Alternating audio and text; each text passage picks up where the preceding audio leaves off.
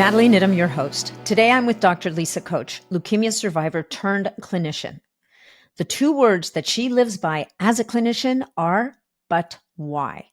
She learned the hard way that was the best way to get the best results and outcomes, both for herself and for her patients.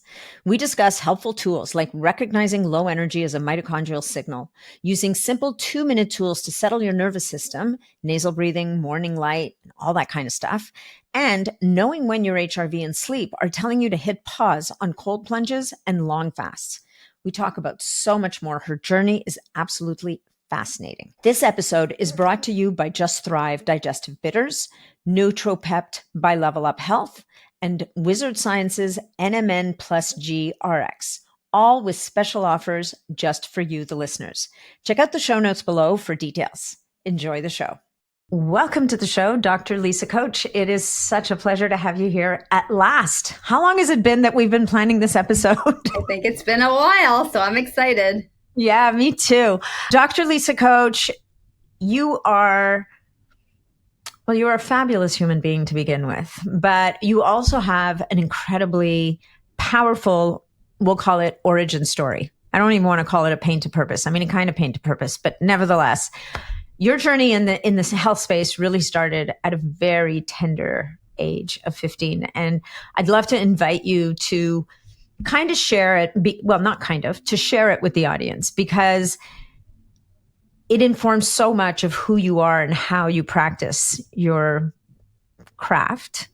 So please tell us a little bit about what got you into this space. Thank you, Nat. So I like to describe myself as being gifted with childhood leukemia at the age of 15 when I went in for a camp physical. So I felt totally fine at that moment. Was about to go off for camp. It was the end of the school year. And luckily it was a 90% responsive to chemotherapy type of cancer. So that part was reassuring, but it was a whole obvious shift in my timeline in my life. I'd been a healthy kid, really supportive, amazing family. So I went through the rest of high school, 3 years of high school with a big fat steroid face with rosy cheeks and no hair, and wigs back then were not like they are now. And so that was my high school experience. And I had always been interested in science. My dad's a mathematician. And so I kind of had that genetic predisposition to science, but experiencing what happens at that age. And I like to say it was the perfect age because I was old enough to know there should be an explanation for why a healthy kid got sick. But I was young enough that I wasn't indoctrinated. So it wasn't, like you said, it's not a pain to purpose story. Mine is an intervention from the universe that this is going to be your path. Mm-hmm. And I was lucky enough to have this intuitive insight even then that I was going to be okay. So I'd say the most interesting piece of it is that I went through the 3 years, relatively healthy, responses to chemo, not fun. Got off to college, thought I was doing great. My hair all grew back. I went for my first ever pap smear, and the GYN stopped in the middle. There was a mass on my ovary, and he thought it was a cyst. I woke up in the recovery room, and it was something very rare called a sanctuary site of leukemic cells. So instead of starting my junior year of college, which I had already decided I wanted to go to medicine because I needed to figure out why I got sick. Mm-hmm. I was at Sloan Kettering in New York. My parents panicked. I was lucky. My uncle had a little studio that was in walking distance to Sloan Kettering. And pretty shortly after the chemo started again, because back then the bone marrow transplants weren't quite available yet, which I think was probably a good thing for me. I quickly went into adriamycin-induced heart failure. So that was at 20. It was really frightening. And that was my first exposure probably to integrative medicine because my uncle started shipping on auto ship coenzyme Q10 and carnitine. I didn't know what they were. He had just researched it, and my heart came around. And was it the supplements? Was it that I had a 20-year-old healthy heart? Or some combination of the two? Or some combination of all of the above, who knows? But I would say that journey, somehow I managed to take a night class during that time of physics on the Upper East Side. And then my last part of my semester was spent at Columbia as a visiting student. And I graduated undergrad on time, which is insane. Got into medical school. I wanted to stay where I was an undergrad, which was in Atlanta at Emory, and went there to go figure out what the heck was going on, why people were getting sick, and why I wasn't getting any answers. Mm-hmm. And so you recovered from all that. Do you want to explain a little bit what that heart condition is that you just, so it was induced by the chemo medication? Is that it? So what it is people have probably heard of heart failure. So it's where the heart pump itself, and it's on a scale where it goes up. Normal is 60%. You would think normal is 100, but that's not how that's ejection fraction, it's right? Ejection fraction. It's how the heart squeezes and how good the heart is at squeezing the blood forward. So 60% is normal. At that time, I was at 20%. Oh my God, you must have felt awful. Highly symptomatic, very short of breath, not able to lay flat, had to go on medication. But I came back to a baseline of between 50 and 55, which is considered normal. I was actually able to run a 15K. So I went by my physical abilities more than the numbers. Yeah. And so from all intents and purposes, I was okay. I didn't even have to stay on a medication. And the leukemia was considered in remission. So I went off to medical school. I drove everybody crazy. Perfect. Then you're doing something right. Yes. Exactly. Because every time I was taught anything, I said, okay, but why? And I watched as, patients would come in the ER. I went on to do an internal medicine residency because it felt like the broadest way to get to why people got sick instead of getting super specialized. And I would watch people come in with their symptoms and their complaints and their diagnoses, and they'd get put on a protocol. And I would ask all of my seniors, okay, but why? Like, why is this person having this problem? And why is this person having a different problem? And why are we treating them the same way? And I just got, this is just how we do it. And that was kind of over and over again.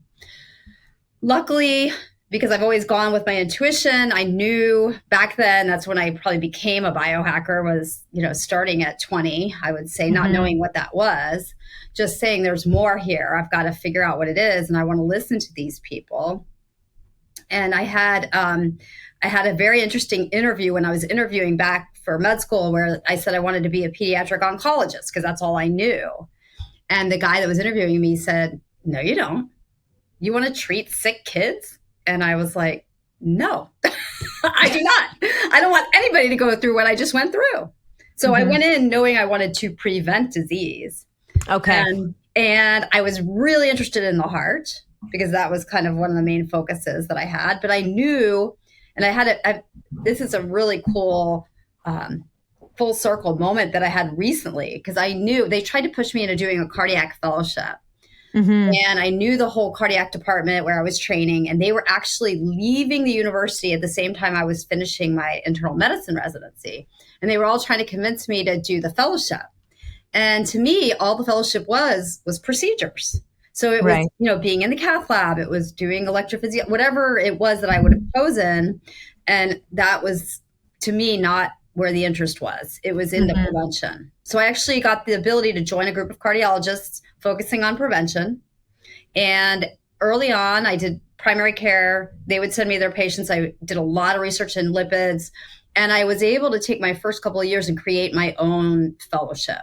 So I basically followed around a vascular surgeon. I studied with a gastric bypass surgeon. I found there quickly that we didn't have any knowledge in nutrition. I created the pre-op evaluations for these surgeries, which really are relatively barbaric at this point, but they were all we had back then. So I brought in a nutritionist, I brought in a psychologist. We created a team. That was the beginning of collaboration for me. Wow. And then I went and taught myself integrative medicine, functional medicine. I went through A4M fellowship once I found it. So that was back 2008-ish. But once you dip your toe, I dipped my toe in this. And then I was like, this is what I've been waiting for this whole time, is like something that actually can explain what is going on with these different diagnoses. Hey guys, I've created a free gift to thank you all for being here and for being a listener of this podcast. I've put together a list of my top 5 peptides. So all you have to do to get your copy of that is to go to natniddam.com/top 5. And that's it. Let's get back to the show. And I guess really back then, you're talking about bringing in a nutritionist and a psychologist, you said. And fast forward to today, and before we started recording the podcast, you showed me the foundation of the program that you use when you're working with your patients today. And that was the genesis of that program, wasn't it? Absolutely. Really? That was the starting. I mean, I can tell you that I've had a collaborative clinic my entire career. So I had today. So yes, my program is comprehensive, looking at all these aspects. But and even the name of my clinic, we came up with the name back then, which was, again, 25 years ago, Spectra, because it was a spectrum of healers that I was working with and a spectrum of modalities, because I found out early on, we can't do this alone. Yeah. Right? So there's not one branch of medicine that has the answers. So let's talk a little bit about the biohacking space. So you're a classically trained physician, and now there's this whole universe of biohacking, and you have a beautiful profile in this space.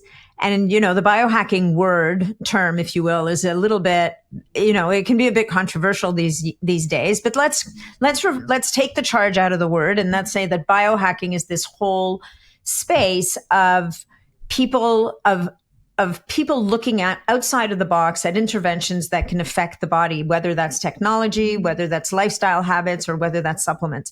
So I would love to talk a little bit about how you're seeing the overlap with the biohacking and the work that you're doing, and and there's some hot spots that I think you've identified that are really interesting. So maybe let's dive into that a little bit. Like, where do you see people going off the rails? So I think overall, this biohacking space has been a gift, because I bring most of it back to the mitochondria, although obviously there's DNA impact as well and lots of other things. But I think what really hit me, I had been doing what you could call biohacking most of my life, because I had to go outside of the traditional. I wasn't feeling well. So I did okay for a while. And then I had my daughter, which nobody really thought I could get pregnant, 5 years of chemo, 1 ovary. And after that, I crashed with autoimmune and different types of problems, psoriasis, sinus problem. And I found out really quickly there where more and more of the shortcomings were. So I kept looking outside the box. And mitochondria came to me as a primary issue, because obviously the heart has some of the highest amounts of mitochondria, and the drug is known to directly kill them. So there was no way to test at that point for mitochondria. And I remember a pivotal moment in the biohacking space where I listened to an interview, and this was a while ago, where they were talking to a researcher about how the ketogenic diet could trigger mitochondrial biogenesis. As a trained classical physician, and even with all my functional medicine training, nobody had ever said that to me before. Yeah. So I didn't know that was possible. So I started, and then I realized the researcher was local here. So I started going deep into ketogenic diets, doing research. And so I would say where the space, I think the discovery of some of this information about the fact that we can not only heal the mitochondria we have, but that we can trigger the production of new ones. The discovery that we're not our DNA, we're not our genes, that we can modulate them.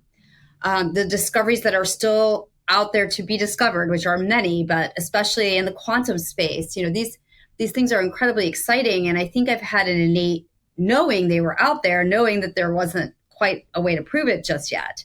So what's happened, I believe that the space is really exciting and means well, but it's kind of like everything else in medicine.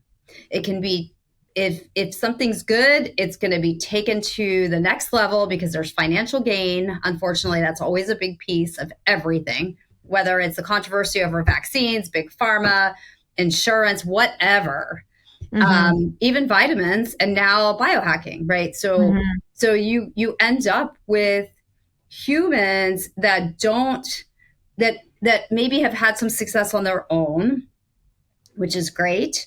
Humans that came around to this with their pain to passion, which is obviously good, but it's good for that person. So, Mm-hmm. so for me, I think because it was an ordained, like from the beginning, I've come at it from a different angle where I've spent my 20 plus years with a human next to me, feeling the empathy, feeling the journey of that person and their sovereignty and how what they need to be encouraged to get to the next level of healing or performance is going to be different than what the next person needs. Yeah. That's what I would describe as the biggest issue. Yeah. So this whole idea of personalization is the crux, I think. And and it's interesting. I think that we're all moving in that direction. I just came back from a big conference, the Biohacking conference, which is, they literally named the exhibit hall Disneyland, which it is for people in this space. Every booth has some new tech or some new idea that nobody had thought of, or some fascinating supplement, or whatever the case may be. And you can see the consumer walking through there, because deep down inside, we're all looking for the silver bullet. We're all looking for what is that thing or those things that are going to take me to the next level in my healing. But there's some foundational common threads that run through what we truly need for even any of these things to work. And I think that this is where your work really stands out. And you said this to me before we started recording the podcast, like when someone comes into your office with whatever they have going on, whether it's a complex illness, we're going to talk about cell danger response in a bit. I mean, I remember the first time somebody said that to me, I kind of rolled my eyes a few years ago, and now I feel bad for doing that because it's a thing. Where do you start with people? Like, what are you seeing? Well, I want to make a little bit of a clarification on something you said, which is personalization has become a hot button and very marketable. Yes. Okay. So the very thing I'm also is that I'm a huge proponent of, which is individual sovereignty. When we become obsessed with wearables and trackables and CGMs, there's a line that's crossed where it's almost like your own self-love gets hijacked and you're less than if you can't figure out your wearable to the right, this, that, and the other. And, the influencer that's living on the land is able to control it and I can't, I must be less than. So I see. You mean sort of like a judgment? Yes. And so there's a distinction that's a nuance where, yes, personalization is incredibly important. But understanding that the personalization you may have, maybe that you need to put away the wearables. Yeah. I mean, that could be the answer. And people miss that. Yeah.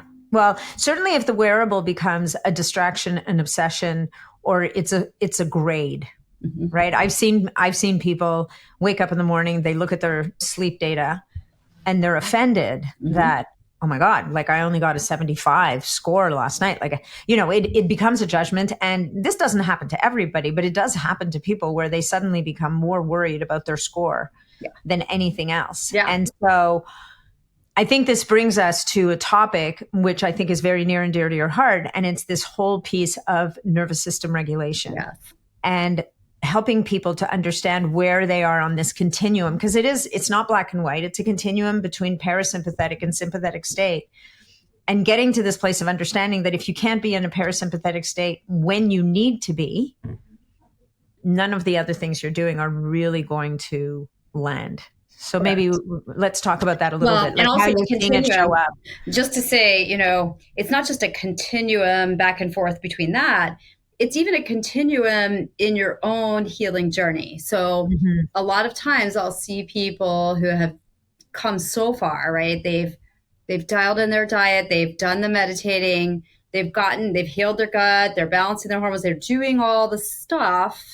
And then they're ready to start pushing, and they either start with the self-judgment, if the sleep scores, it's a good example, aren't good. I have a love-hate relationship with my aura. I do. No, I'm not wearing mine today. Yeah. I wear it most of the time, but today is an off day. Yeah. There's just some times where it's better off left on the charger. But I think I think what we're going to really discover is that the quantum nature of our intention and our thoughts and how they impact mitochondrial function, along with we don't even know what else, right? That we are literally causing a decrease in the function of our cells. So the continuum comes to, you may get to this level, be doing great, and then have a setback and not know why. You may have a trauma come up, or a stress at work, or a virus or something, and you have to be flexible. So that's where, in what we do in the office now, the program that I've really been working on is not a straight line. I changed it to something more in flux.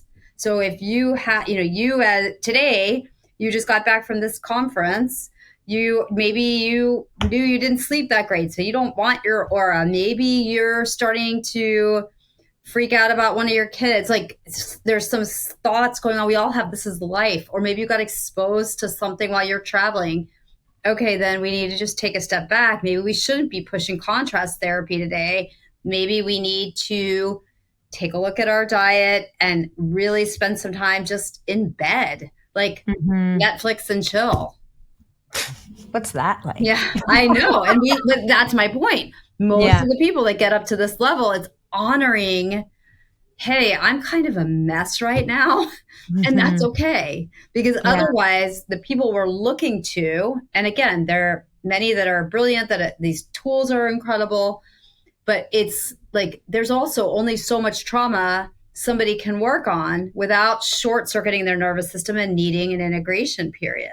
So tapping into that, trying to understand. And I think moving forward, we'll have more tools to help us self-evaluate.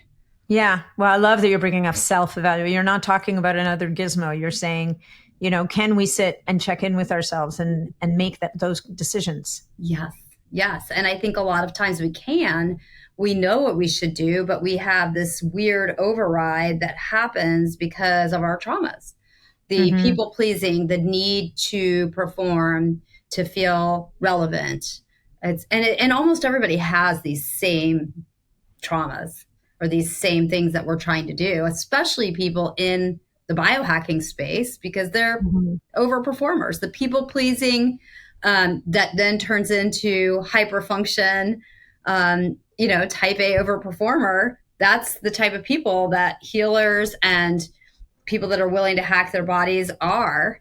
And I think as we understand and studying things like mitochondrial fission and fusion and the cell danger response, and some things that are just starting to become a little bit more, more out there. There's a great book that just came out called Quantum Biology that I'm working my way through, that is all about like how the mitochondria has tunneling and how we're communicating in our brain. We've got these microtubules where light can hit one side and it's actually impacting the whole entire brain system. Like, it's going faster than the neurons could be communicating to each other. So we know there's other things going on that we haven't figured out yet. So I think, and everybody being so scared of AI and it's going to replace us and all of that, this is where we don't understand this part yet. Yeah. So can you explain for the audience quantum, because that Q word is coming up everywhere, every day. And I think that a lot of people are a bit lost. Like, what are that, quantum entanglement, or people talk about quantum entanglement. They talk about quantum energy. So can you help the audience just kind of get positioned in this? Sure. Because I think it's really important. I'm wondering, in explaining quantum, like, how does that fit in with the power of our own mind on our physiology? Because I do believe that in many ways, that's what it boils down to, right? I agree. That's what placebo effect is all about. Well, I'll start off by saying that the reason why people are confused is because a lot of this is not fully delineated yet. Like, it's just not fully understood. Quantum, by definition, just means it's a very small like the smallest possible size particle. So we're talking about not just a cell, we're talking about an atom, which is what makes up our cells, and how it has protons and electrons, and the electrons especially going around the center, and those electrons have space in between them. So it's the space that we've never paid attention to. There's even space in our DNA that somebody brilliant called junk, which we know nobody, there's no junk. There's no power that makes us with junk. No. So the quantum word is because it's smaller than what we've been able to see with our instruments. And essentially there's more tools coming out to see it. And the basic principle with quantum is also that a molecule can exist in dual states. And this is where it is very confusing. But something can be both a wave and a particle at the same time. And it depends on what you're focusing on, what makes it turn into an actual particle versus a wave and a potential. Okay. So that's where the intention comes in. And that's what you said, when the power of our mind is we choose what to focus. That's in some ways what's bringing the wave into the particle form. And they've been able to show that if you influence a particle that was connected, even if it's halfway around the world, that it can influence the particle halfway around the world. And that's the entanglement concept.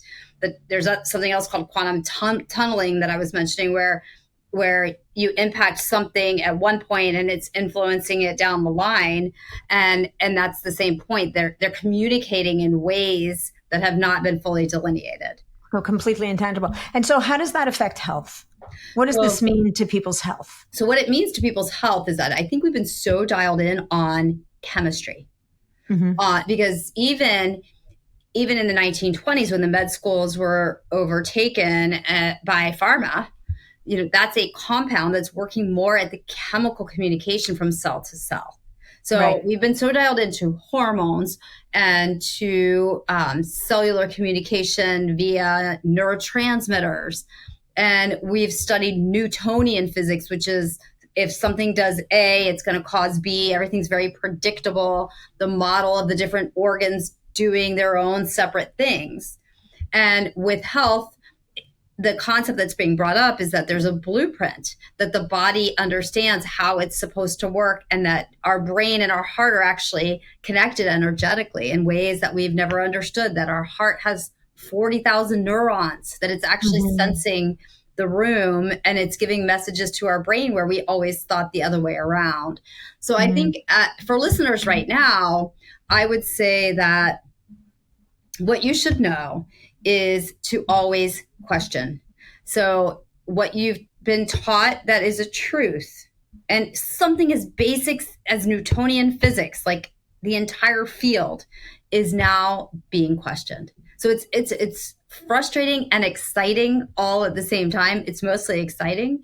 It just means trust your intuition. So if you felt like I did as a kid, I felt like I was going to be okay.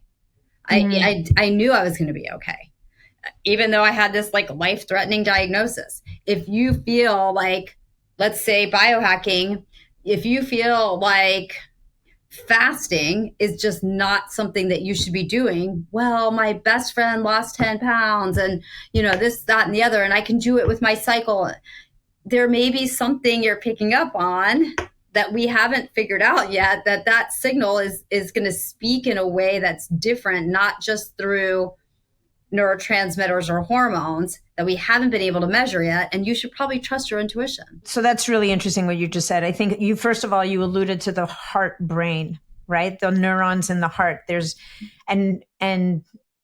a growing body of science and it's always been there, right? When people say they have a broken heart, like it's legit. Heartbreak is a thing, but you're now also speaking to the gut brain, right? That intuition where, and I don't want to say anything bad about cold plunging, or I don't want to qualify it as good or bad, but if you have a gut instinct that this is not serving you, just because it's the biggest trend on social media right now doesn't mean that it is. Correct. And trusting that you probably know best for yourself. And, how does this relate to quantum? I think that quantum is an energetic thing or an energetic entity. Mm-hmm. And that knowing piece, that intuition piece, is you tapping into that quantum field in a way that you can't really articulate. 100%. And what's going to happen is in the future, and I can typically see things about 10 years before they happen. This has happened over and over and over again. I think supplements are going to continue to sort of fall away because they've taken the place of drugs in a lot of ways, where it's just like one more and one more and one more and one more. And again, nothing's black and white. So not all's good, not all's bad. Like the cold plunge, it's not all bad, it's not all good. So what we're going to see happen, we're already seeing, is therapies that are more based on this subtle energy field. So frequency and frequency type modalities that our innate energy body understands and can work with. So I've played with homeopathy in my office for 20 years. We've also done muscle testing here. My naturopath does muscle testing. What is that using? That's asking the energy body what it needs. So it's tapping into that innate wisdom that the body actually holds. So these frequencies have no harm because you're more allowing your own biofield or quantum field or your own energy field to interact with the substance and only utilize what is going to be beneficial. It's such an interesting time that we're in because on the one hand, the regenerative medicine space is exploding, right? Which is exciting. It's mind-bending. I spoke to a guy recently who has shown that he can, by injecting exosomes into the bone above a knee, help the knee to regenerate its own cartilage. This 5 or 10 years ago, somebody would have told you that's complete right BS. Like that just doesn't exist, right? It's not a thing. We can't grow back cartilage, but we can. So, but on the other hand, what you're also saying is the nuts and bolts, like this very mechanistic approach to health on its own can't do it for us either. And I think what we're starting to see, and let's talk a little bit about testing, right? Let's talk about mitochondrial testing. We both have worked with a test called MeScreen, that finally we have a test that can start to assess the function of our mitochondria. And where we've both had experiences with the PhD over there who's looked at both of us in the eye and said, yeah, you're going to have to cut back on some of those supplements because they're actually clogging up your system.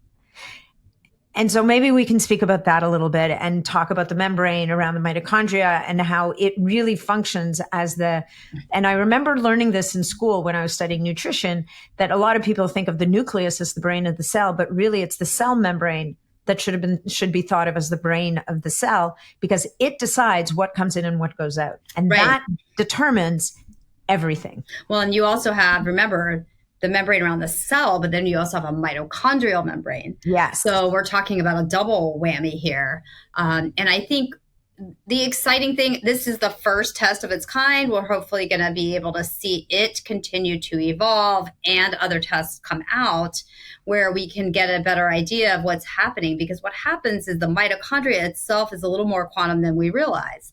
It was its own bacteria. It has its own DNA. It is sensing the environment. So it's got stuff going on in there that we're taught that it looks like, a bean.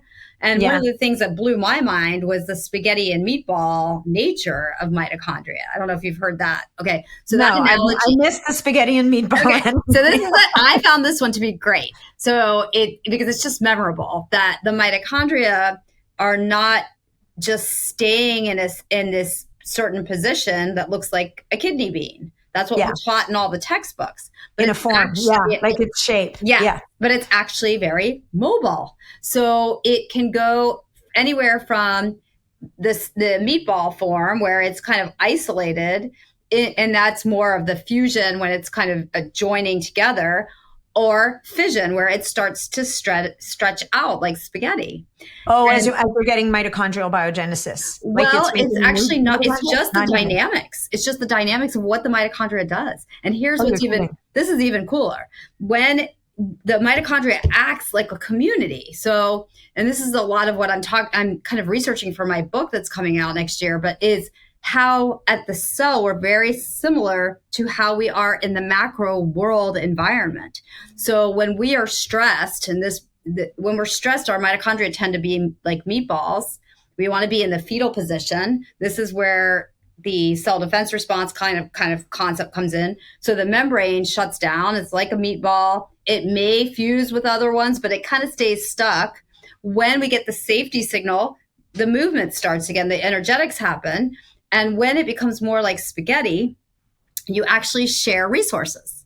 So if the mitochondria next to you needs an electron, you're going to pass it over. If you need some extra hydrogen or whatever, that can come to you this way. So there's energetics that are supposed to be going on. It's a very mobile organelle. Just to back it up a little bit, in case anybody's listening to this and has no idea what we're talking about, because we have new people coming into the space all the time. So your mitochondria are organelles. There's thousands in every cell.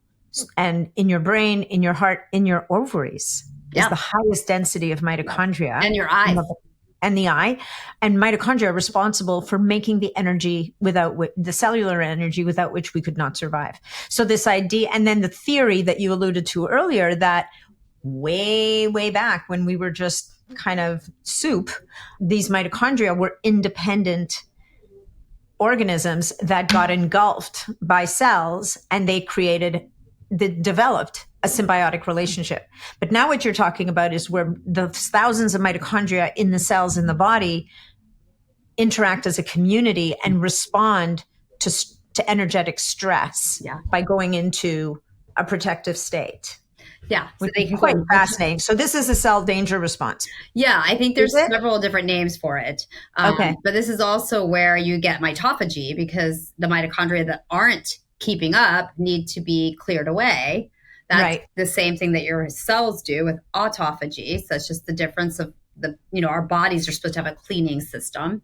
So just for the listeners to understand, it can get complex, but if you just understand that we have these batteries, that's what you're always taught in school, that this is the powerhouse of the cell. It's a battery that makes energy. That was a very almost barbaric understanding, so basic understanding of this organelle. And an organelle is just whatever component of inside a cell is called an organelle. So the mitochondria is just the most important organelle besides the nucleus that we have, because we can't live without it.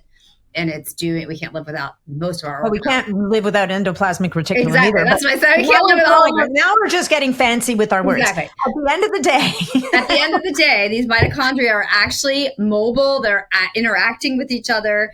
And I do believe in the next 10 years, we're going to understand they're sensing the energy around through quantum type, meaning very smaller than the eye can see, communications that are not chemical. Yeah, that are energetic. Yeah. So, in case people are about to turn off the podcast saying, man, they're getting way too woo for me here, I think just stop for a second and think about what we were talking about earlier. Think about that knowing, your intuition, when you just know something's about to go really well or something's about to go really badly, or when you meet someone and you instantly know that that you connect to them or you're repelled by them. And it doesn't mean they're a bad person.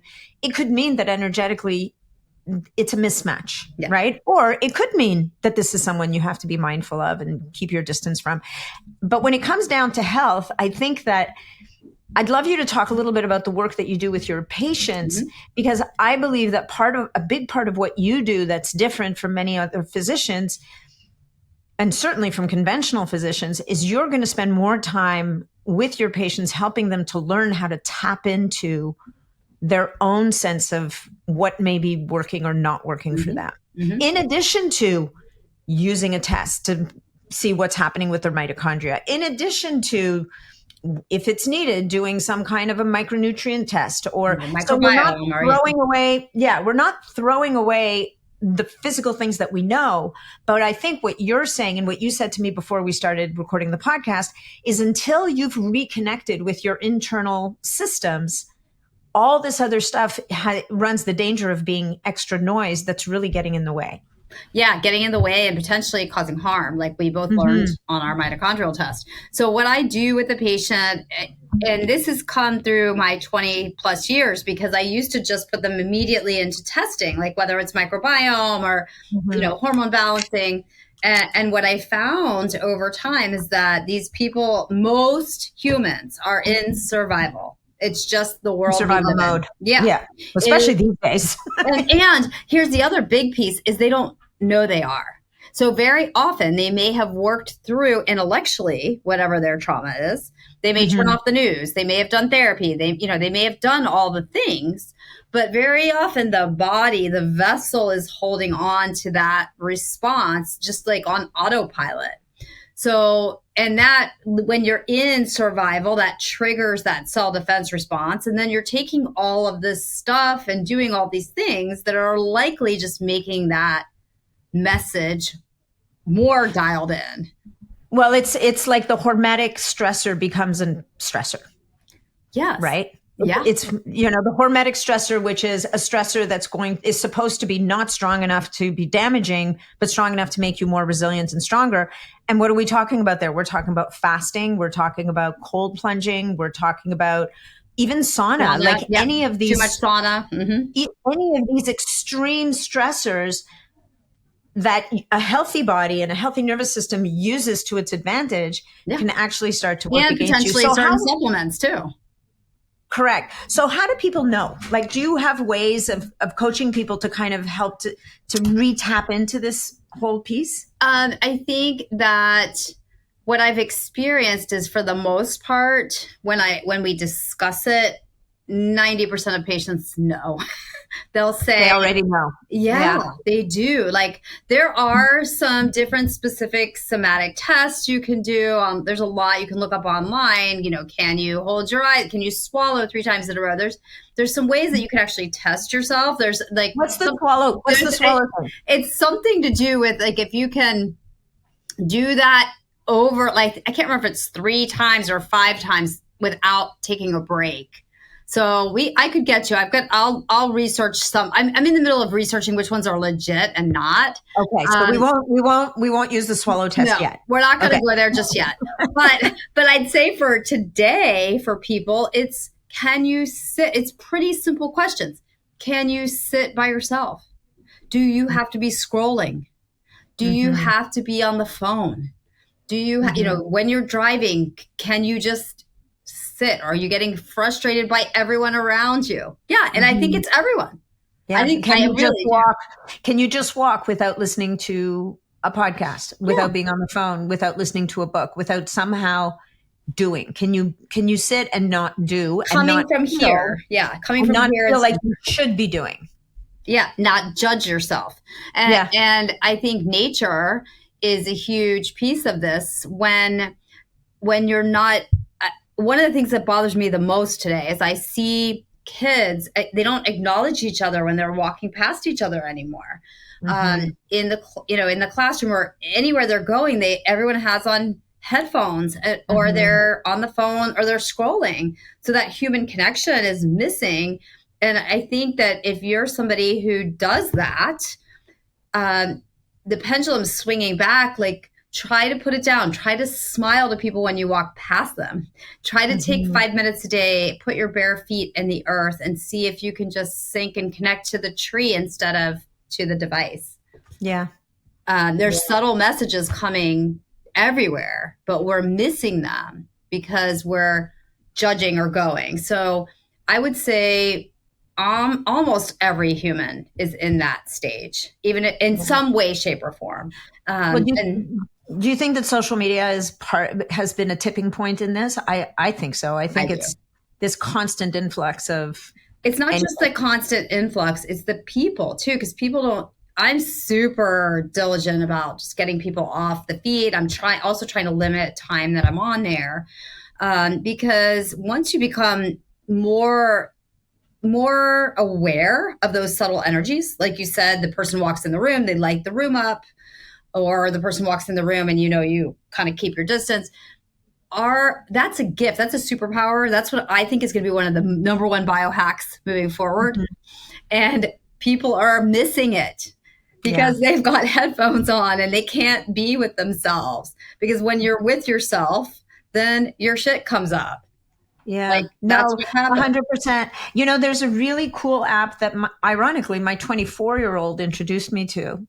I think it's called Zen Screen. Have you heard of it? Mm-mm. So it actually really makes me crazy. But I'm just looking for it. Have you heard of the Apollo? I'm sure you've heard of that. Apollo The Neuro. Apollo Neuro. I'll put it in the show notes. I have no affiliation with them whatsoever. But what they do is you choose. So by app. So let's say by Instagram, you say, okay, I'm allowed an hour a day. And I'm only allowed to be on there for 10 minutes at a time. Mm-hmm. So that means I'm going to have 6 10-minute blocks to be on Instagram.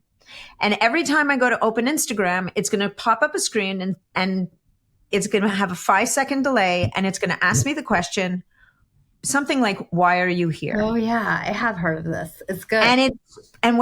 So on the one hand, it drives me mental. But on the other hand, it plugs you in to, number one, do I need to be here right now? Mm-hmm. Number two, get your work done, because don't be scrolling all the reels, because in 10 minutes your screen's going to go black, which can make you nuts. But it really brings home how easy it is to lose 45 minutes when you get pulled into. Have you ever done that? Yeah. You're on Instagram, you're doing the reels, and you're like, oh my God, this is so funny. Oh my God, this is heartbreaking. Oh my God, this is so stressful. And the next thing you know, you look at the time and 45 minutes have gone by and you didn't even see it go. And to your point, in all that time, if you spend hours and hours and hours a day doing that, it's all those hours a day that you weren't open to hearing yourself, to getting any kind of creative input so that you can be creative, whether it's in your job or with your family or connect.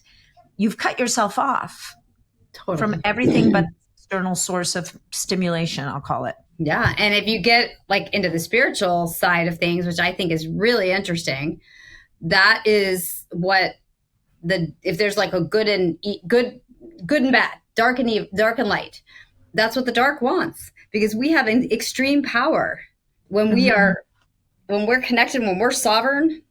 There's nothing, AI can't bother us, all the bad that's happening in the world, because we are all wanting the same thing. We're connecting energetically. Like, that's where wars and all the craziness that's going on, a lot of it is programming that's people are not in themselves. They're just following whatever other people are saying or doing. So I see this being the ultimate hack is, can you put that away?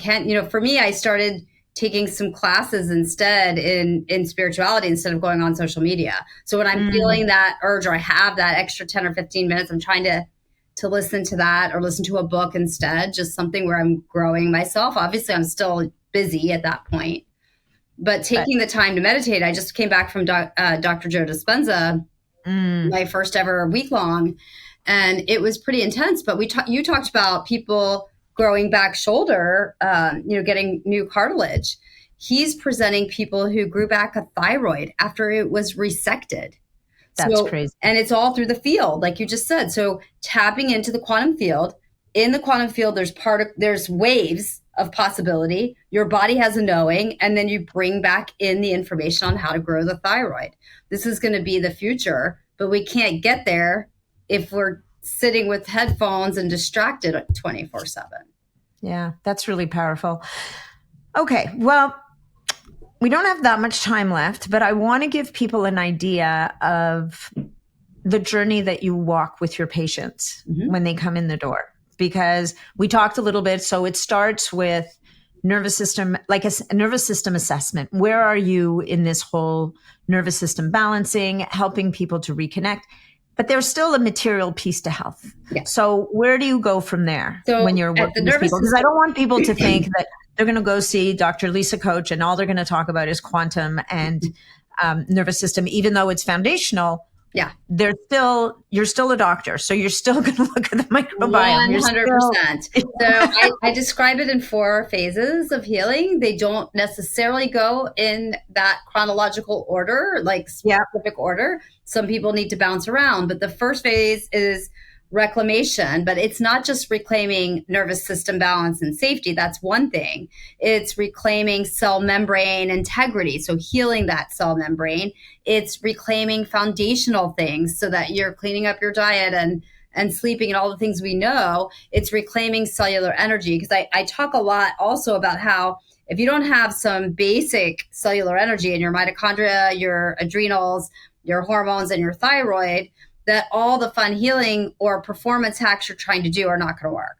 So that's the reclamation phase. Then I walk people through healing, because that's the foundation of functional medicine. So we go into, if it's microbiome testing, it's always going to be the gut first, and then I work on hormones and thyroid, and going into more detail at people's labs and metabolic conditions, getting their insulin and their blood glucose under control, and then everything from detoxification and looking in different pathways there. And then we go into performance. So it's not until that healing phase, I really try to stop people from going crazy in all the hacks until we've done both reclamation and healing. And that's when the success comes in performance. Yeah. So that's when I'm going to work on biogenesis and hormesis and exosomes and all that fun stuff. And then and again, this has taken me my 20 something years to figure out that there's a further path you can go. And that's where the quantum comes in transcendence. So that's where I start having people work with their quantum field and more tapping into potential. Yeah, I love that. And I also really appreciate that you talk about it's not linear. Like sometimes you have to, as you're in reclamation, you have to look at the nuts and bolts and say, well, your microbiome is really out of whack. It's going to be hard for you to make the right food choices. It's going to be hard for you to get sleep if you're metabolically inflexible. So you're going to have to do the work. And if you're nutritionally deficient, it's going to likewise affect all these other pieces. It's frankly might even affect your energetics. Absolutely. That's what we don't, because those nutrients carry quantum information. Yeah. So it's really exciting. And so we've got to look at how every piece and understand that if you're somebody who has done some of this work and you've been doing well in performance and now you're hitting a wall, that is normal. Like this comes in layers. Having to go back to reclamation or nutrient testing again is not uncommon. It's nothing to be ashamed about. It's not frustrating. We're in flow here. We don't understand a lot of this. Yeah. Yeah. And something just came to me as you're talking, this idea, and I remember seeing this a while ago, that food isn't just, people look at food as energy, but food is actually information. Yeah.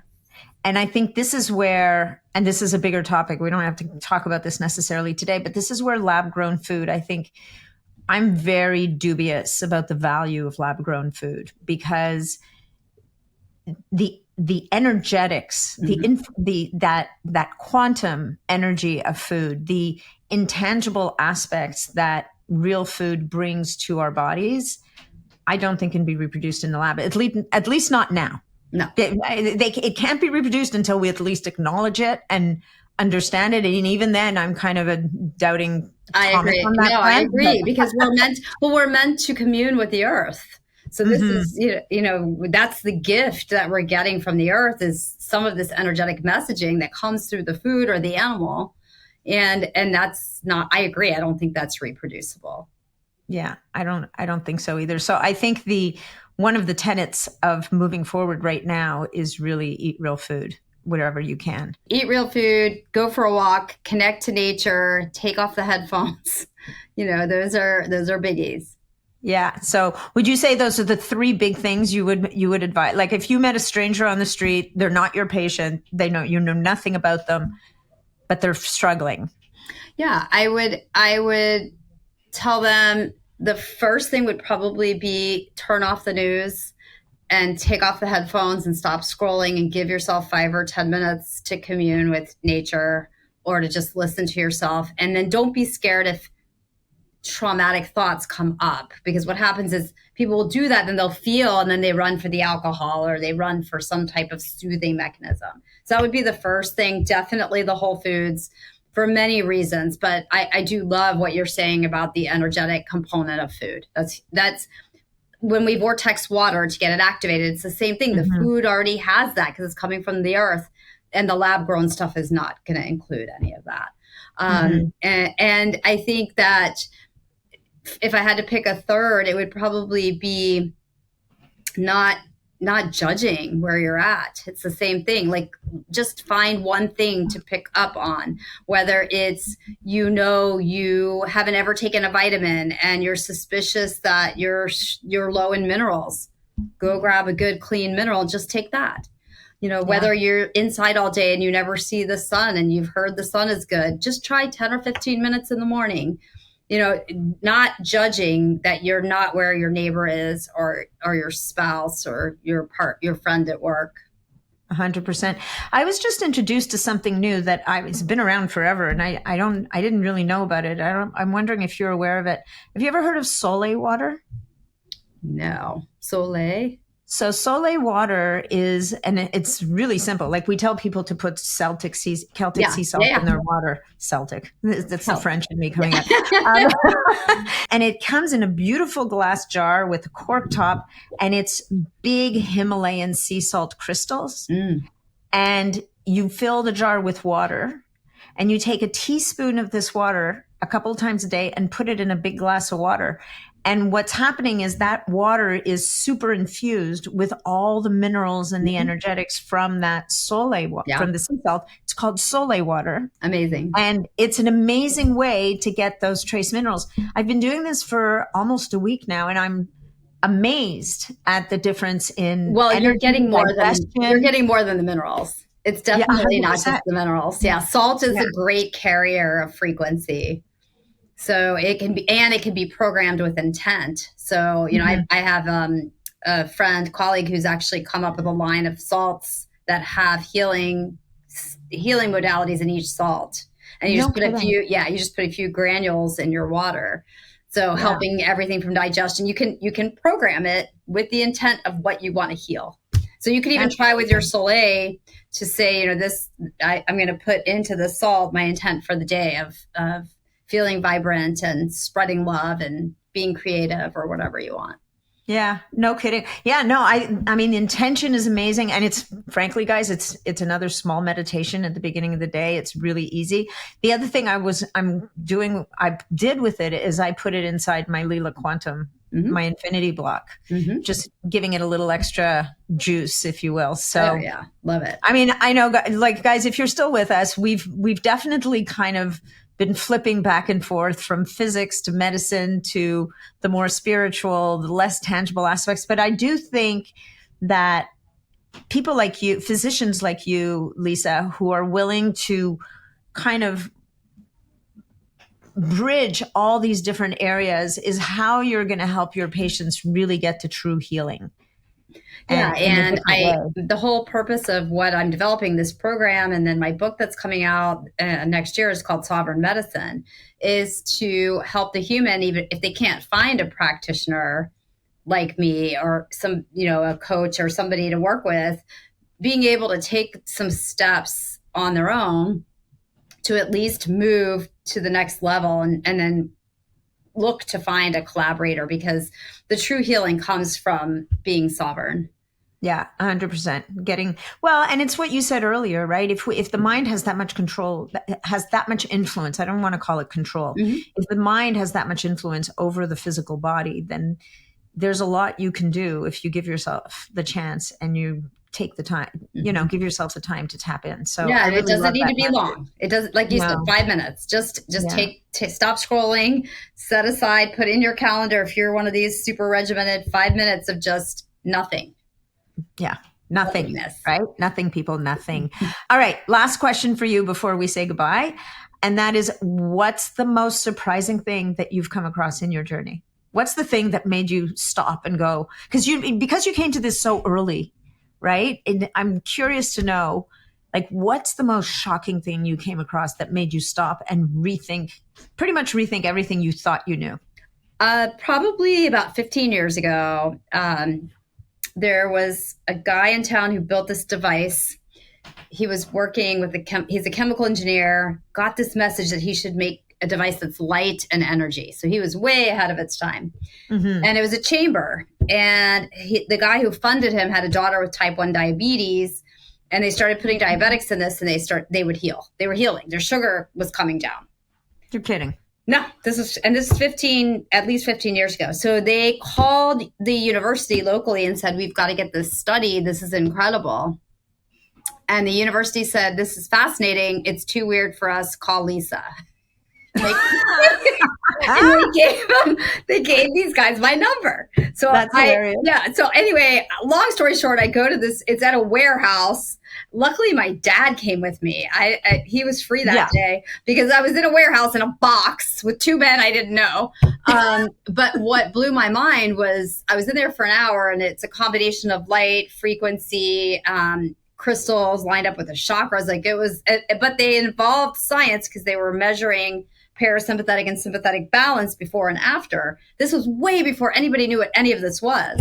And when he opened the doors at the end of the session, and I didn't even know how to meditate back then, but you're like between sleep and wake, he started gagging, like, and I was like, what? And he said, do you not smell that? And I could smell a little something. It smelled like a medicine waste dump. It was chemo. So it had been stuck in my energy field for 20 plus years. And I had never knew how to access that. I was just working so hard on the vessel. Mm-hmm. And it was almost like full body acupuncture without the needles, because it was moving through with light and sound and vibration. It was able to access and move it. And then I started having like urge to urinate because I was like clearing all this stuff that was coming out of my field. That's amazing. And so did your health change at that point? Yeah. So it wasn't like an immediate, but it was one of those moments, like you said, where I was like, oh crap, there's more. Like I thought I was understanding all this. I'm like, I'm doing my nutrition. Cleanse. Yeah. I go to the bathroom every day. I sweat. Exactly. I balance my hormones. I'm taking adrenal support. I've got a guy doing muscle testing. Like I understand a lot of this. And then I was like, what is energy stuff? So that's when I first started like looking into the energetic components of healing. So whatever happened to the guy in his box? So the box is still here. So you got to come try it. In Tampa. I'll be there in November for Hack Your Health. So I'm speaking there too. Me too. Okay. So you'll come try the box. What happened was the FDA closed them down. Oh, you're kidding. No. So they were 15 years too ahead of their time. So the company went under. The initial investor passed away from cardiac stuff. Anyway, I do have the guy who helped him build it is still local. So, the ideas of do we bring a different type to the market that's one of my many projects that I have sitting back here. Yeah. I'll bet that and a wonderful book. So Dr. Koche, if people wanted to connect with you or look into your working with you, maybe where you're in Tampa, Florida, but how would they connect with you and give us all your coordinates? Yeah, so Dr. Lisa Koche on Facebook and Instagram, drlisakoche.com. I do have my own personal website, but then we have Spectra Wellness, which goes into the whole collaborative clinic. We are opening an 8,000 square foot facility by the end of the year. Wow. And we will be offering packages where people can come in for a couple of days, 3 days, 5 days, like as a destination to experience all the different modalities like muscle testing, hyperbaric, laser therapy. We'll organize packages. We're kind of working on those right now. And then the book will be out next year. That is phenomenal. Lisa, I am so thrilled that we got to do this today. Thank you so much. And sounds like we're going to be spending some time together this year. So I'm excited about that. I get to see you next week and in November. I know, like twice. That's crazy. Thank you again for taking the time. And we'll see you again soon. That sounds great. Thanks for having me.